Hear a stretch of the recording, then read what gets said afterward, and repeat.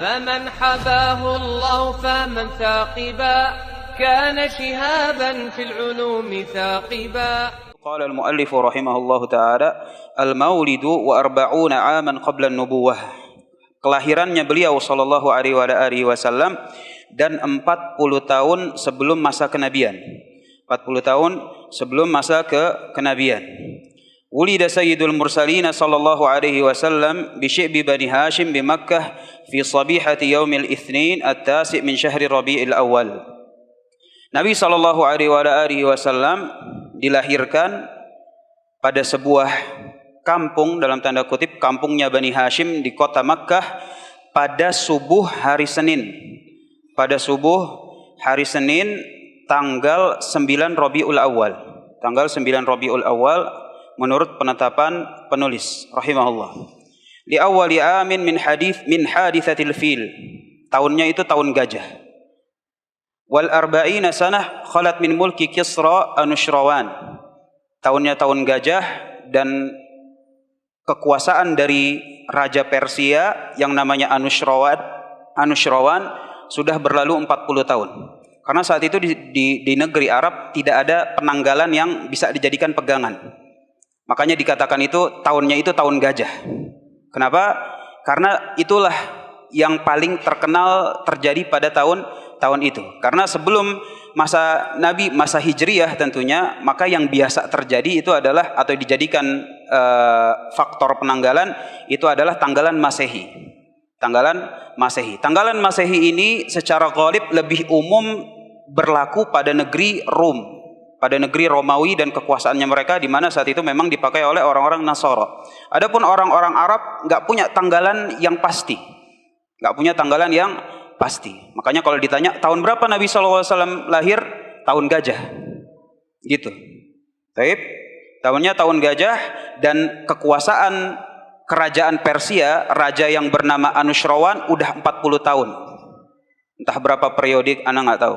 Tapi 40 tahun sudah berlangsung. Jadi dia memakai pijakan-pijakan yang relatif seperti ini. Wa yuwafiqu dzalika 20 aw 22 min syahri April. Atau kalau mau dimasehikan, maka Nabi sallallahu alaihi wasallam itu lahir sekitar 20 atau 22 April tahun 571 Masehi. Tahun 571 Masehi, hasaba ma haqqaqahu al-alimul kabir Muhammad Sulaiman al-Mansurfuri, sebagaimana telah dihitung oleh salah satu ahli falak, ahli pertanggalan perhitungan, yaitu Muhammad Sulaiman al-Mansurfuri rahimahullahu taala. Maka di sini kita berlanjut tentang hari lahirnya Nabi sallallahu alaihi wasallam. Bismillah. Babnya itu adalah hari lahir atau kelahiran dan 40 tahun sebelum kenabian.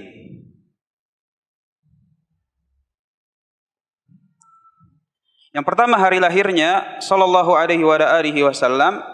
Di sini kata penulis rahimahullah, maka dia menetapkan bahwa beliau alaihi salatu wasallam lahir pada 9 Rabiul Awal. 9 Rabiul Awal.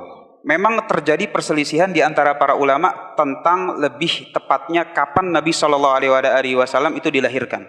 Ada yang bilang 9 Rabiul Awal, ada yang 12, ada yang bilang bulan Rajab, ada yang bilang bulan Ramadan.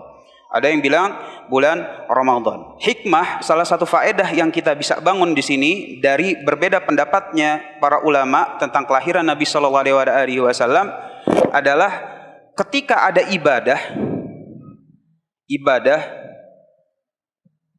yang di situ dibangun berdasarkan waktu. Maksudnya ibadah dibangun berdasarkan waktu itu apa sih, Ustaz? Misalnya puasa Ramadan, salat waktu zuhur, salat waktu asar, puasa Senin, Kamis. Itu ibadah yang dibangun berdasarkan waktu.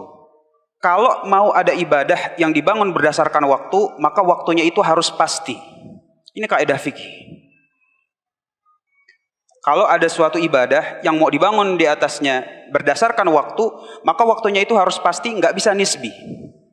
Nggak bisa nisbi. Oleh karena itu sebagian ulama mereka menetapkan bahwa dengan adanya perbedaan pendapat hari lahirnya Nabi SAW, maka di situ tidak bisa dibangun suatu ibadah berdasarkan hari kelahiran beliau sallallahu alaihi wasallam. Kemudian yang kedua, tahun gajah. Tahun gajah ini, sebagaimana telah kita singgung pada pertemuan sebelumnya, itu terjadi sekitar 2 bulan sebelum kelahiran Nabi sallallahu alaihi wasallam. 2 bulan sebelum kelahiran Nabi sallallahu alaihi wasallam, tatkala terjadi peristiwa gajah tersebut, maka orang-orang Nasara, terutama yang ada di Romawi maupun di Ethiopia, mereka bilang kalau seandainya nanti setelah ini ada nabi yang muncul dari tempat kejadian gajah, kita akan ikut. Kita akan percaya bahwa dia betul nabi beneran dan bukan sekedar pengakuan bohong-bohongan. Enggak, tapi memang sudah kayak bisa dikatakan takdirkan bahwa ini merupakan kejadian-kejadian luar biasa yang biasanya Allah Subhanahu wa taala turunkan ke tengah-tengah manusia sebelum terjadinya kelahiran hamba yang spesial alaihi salatu wasalam, tahun gajah. Dan terutama lagi tahun gajah di sini atau peristiwa gajah itu menunjukkan bagaimana Allah Subhanahu wa taala membela rumahnya, yaitu Baitul Al-Ka'bah, Masjidil Haram. Masjidil Al-Haram. Kenapa? Karena saat itu yang mau nyerang itu adalah Nasara, Ahlul Kitab. Ini yang mau nyerang. Yang mau nyerang. Sedangkan yang diserang, di mana warga yang duduk atau tinggal di sekitar Ka'bah, itu adalah musyrikin. Musyrikin. Secara teori atau secara konsep, yang namanya Ahlul Kitab itu lebih mending dibandingkan musyrikin. Secara teori. Konsepnya begitu, pakemnya begitu. Oleh karena itu misalnya konsep jihad dalam Islam, apabila itunya adalah musuhnya itu adalah Ahlul Kitab, maka masih ada bab jizyah. Kalau dia nggak mau masuk Islam, bayar jizyah.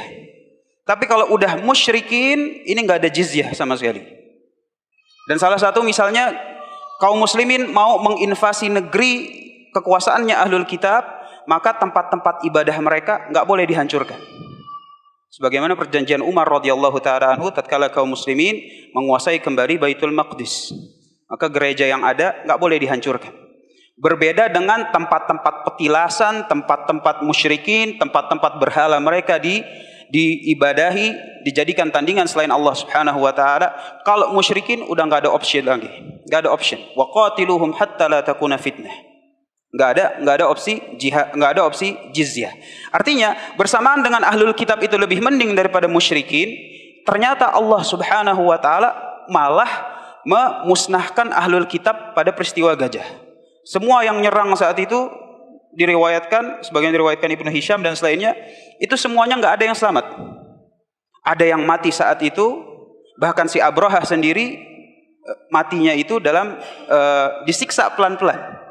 Artinya di situ udah kena batunya, panasnya, kemudian ada organ-organnya yang putus, sakit, sampai dia pulang ke Yaman baru mati. Artinya nggak ada yang selamat dari peristiwa gajah tersebut. Maka orang-orang bilang, termasuk Ahlul Kitab, kenapa peristiwa gajah ini besar? Karena mereka tahu bahwa mereka punya kitab, mereka punya nabi, beda jauh dengan orang musyrikin. Tapi kenapa Allah Subhanahu wa taala tetap membela, dalam tanda kutip, orang-orang yang di sini, bukan membela musyrikinnya, tetapi membela Baitul Haramnya, yaitu Masjidil Haram. Menunjukkan saat itu orang-orang Ahlul Kitab bilang, dari sekian banyak tempat suci yang ada di muka bumi ini, kita yakin bahwa inilah yang akan dibela dan dilindungi oleh Allah Subhanahu wa taala. Maka ini merupakan tentang kelahiran Nabi sallallahu alaihi wasallam.